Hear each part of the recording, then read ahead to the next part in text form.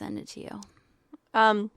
So Panic to Power is by Lucinda Bassett. If anybody wants to it's by pick Rebecca that up. Lyons. It's her new book. I can't recall exactly what the name of it is, but you should all read it. I mean, I'm only on chapter 9. I'm like halfway through the book, maybe 10. But Bravery is Moving Scared to me was like, okay, that's exactly what I'm doing. Like, I am moving scared, and I'm going to be brave, and I'm going to walk into this because I know that what is going to come from this retreat matters more. Yes. And I totally wholeheartedly believe that some of the most hard things that we have to do in life produce the best results. Mm-hmm. And the harder the thing is, the bigger the result, which obviously was this happened for you because sure. you said you had no words. Yeah. You were crying a lot. Happy a lot tears. Of crying.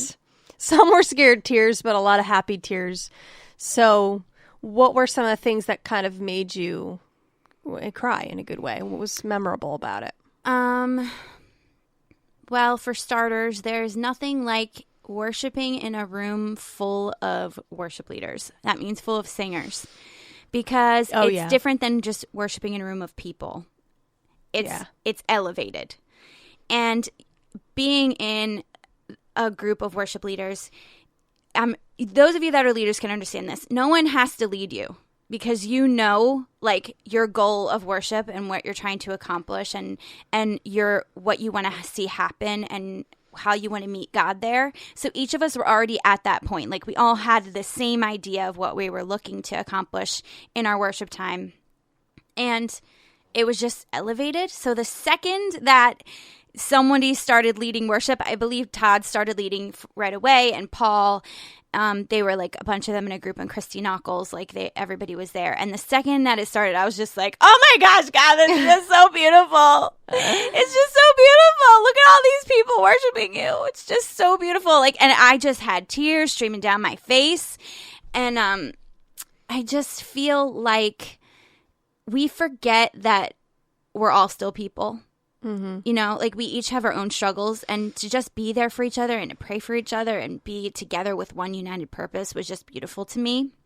And then we had multiple sessions, and our first session was with Julie Todd, has our notes here. with Todd and Carrie Fields, Todd Fields and his wife, and they just shared how their journey has been over the last year, and it was exactly how I'm feeling right now in my life. And so I felt God speaking directly to my heart. And I actually got to sit with Carrie personally, and I took a moment to just say thank you for being so transparent in her story, because it's what I'm walking, and it's amazing to see how God has brought her through, and her and Todd through some things, and how faithful he is. And she was like, "Can I pray for you?" And I was like, "Of course." And it's when someone prays for you that doesn't know you, and they just pray directly into exactly what you need prayer for, I always am so blown away by that. But there's just something that is humbling about sitting there and being like, here's my mess. Like, would you please pray with me? Like, you don't know me. But yes, I would love to have you pray for me. And it was just a really cool, really, really cool thing. Each session was incredible. I learned so many things. I'm sure. So many things. And this is one of the things that Christy Knuckles says, is that we're all looking at the same Jesus and we're running in the same direction as a family. Mm-hmm. And I think that that's exactly what the feeling was in the room, is that we're all looking at the same Jesus and we're all running towards that relationship with him, and we're all pursuing that. And the way that it felt in that room, there was like a thickness in the room. I can't explain it. Like, the presence of God was just so apparent, and it was so strong that there's nothing you can do but be in awe of it. But stand there and be in awe of it. We also had a session with a guy named Larry, and his wife is Jody, and what he did was, I can't remember what his last name is, but it doesn't matter right now. He did this cool thing where he interviewed Jesus.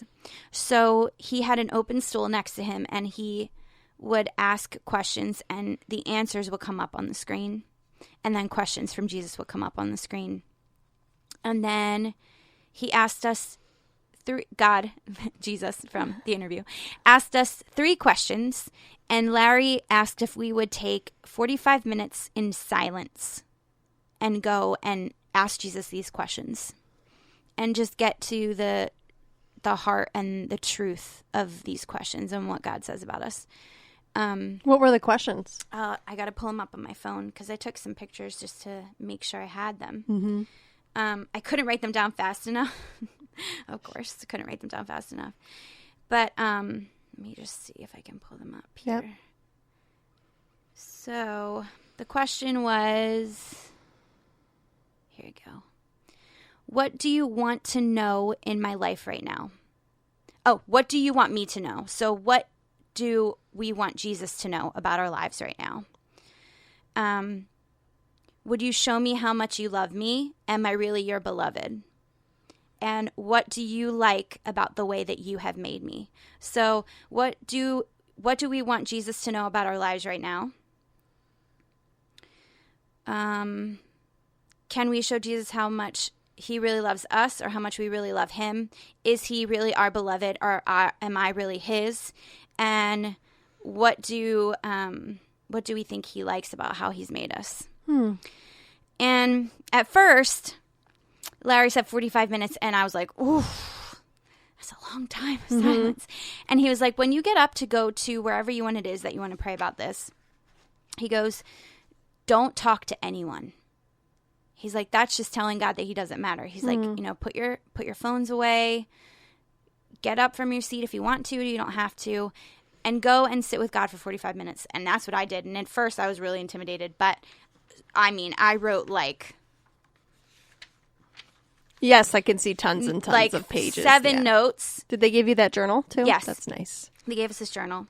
And I had questions, and I seriously heard God say so much to me in that time. And one of the things he said is, change starts now. You will be leaving here a different person than when you came. And do you feel that's true? I definitely think that that's true. And I was praying really hard about certain things, which I definitely think I got some answers to. But right at the end, when we came back into the room, there were only a couple minutes left, which I was shocked with how much time flies by when you do this. It was really incredible to me because I was petrified of the 45 minutes at first. Yeah.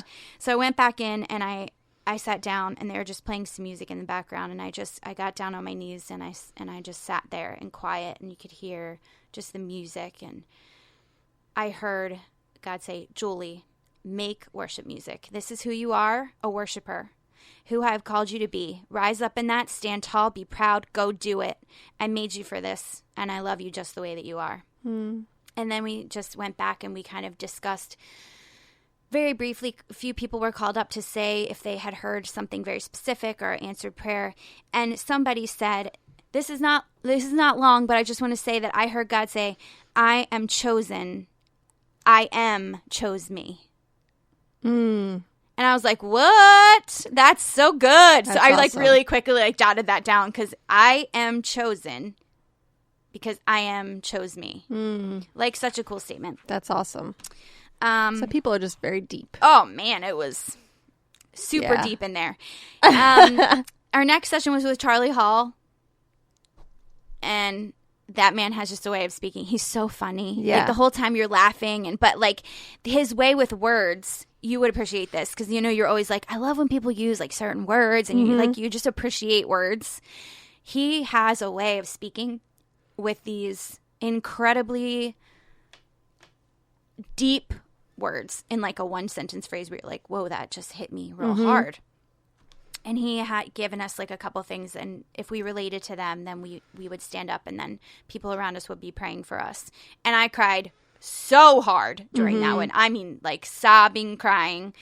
Again, when there's that power of prayer around you, and you are honest and you are transparent and you say, yeah, that's me. Yeah. And people pray for you, there's just something beautiful about it. And he talked about co-laboring with God. It's not you. It's not all you. You need to co-labor with God for his glory. So we did that.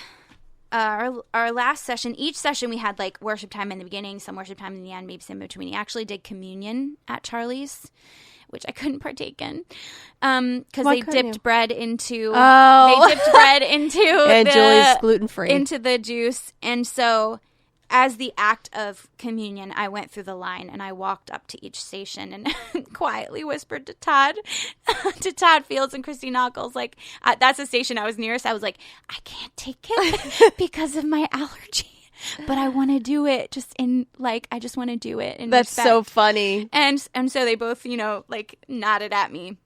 And I got back in line, and I just went through the communion steps without actually taking communion. Were you able to eat something there? Was there fruit around? This was no. It was a struggle. The food is a whole separate ball game.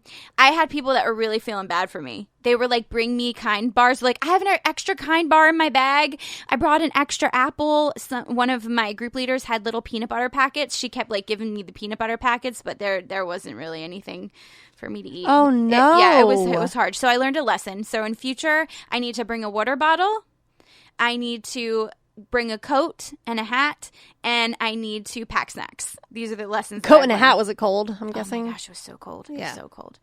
Our last session was right before we left was with Tasha, and I know that you have questions for me, but Todd really said that he felt like Tasha needed to close us out. And was he right? She came out there, and I was like, I'm just going to fall over from this worship. Like, I could just fall backwards. Like, the amazingness coming out of her.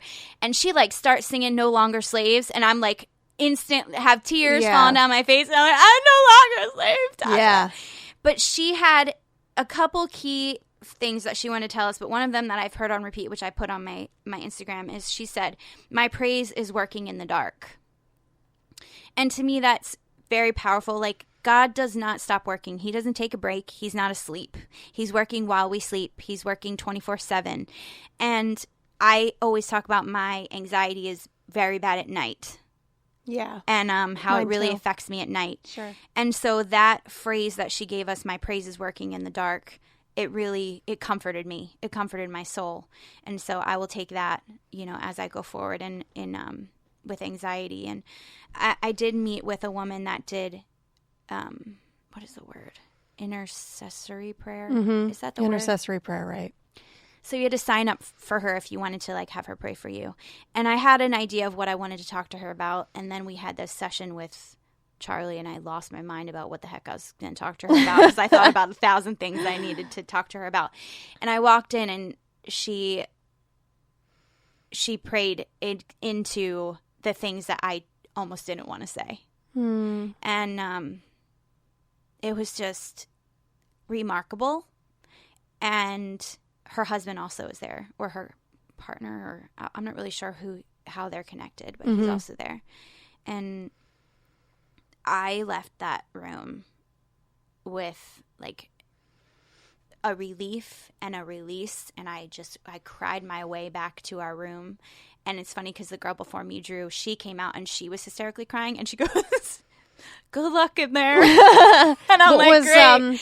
One thing that kind of, because you said that they prayed over things that you didn't want to speak on. So what's like one thing that was like, wow, that was for me?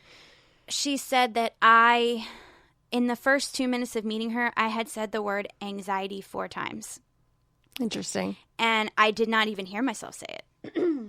I was just trying to give like a background of me and like what I was doing. And apparently I had said that. And she told me that I state it like it's mine. Very interesting. And I was like, oh. She said, and you have to break that. She said, you have the power to break that. You have the power to break that. She said, and this has been in your family. And anxiety runs in your family. She's like, you're now your kids, you have to break this cycle going forward. And she goes, and you have every authority to do that. She goes, you walk into your house and you tell it like fear is not welcome here. Anxiety is not welcome here. Depression is not welcome here. This is a house of God. And she asked me to do something which was kind of funny, but she said as my homework for the night, she asked me, I had a leather jacket on, a black leather jacket, and she